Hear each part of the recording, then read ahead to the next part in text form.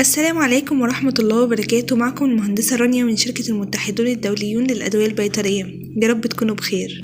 جيت لكم النهاردة بدورة جديدة وتجربة مربي باستخدام البرنامج الأورجانيك بعائلة البايوفاكتور والعلف السائل.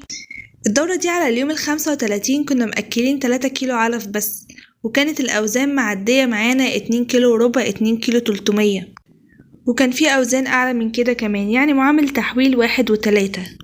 وبرضو الأوزان السردة اشتغلنا عليها بالعلف السائل عشان ما تأثرش معانا على التحويل. تعالوا نشوف مع بعض الفيديو. السلام عليكم.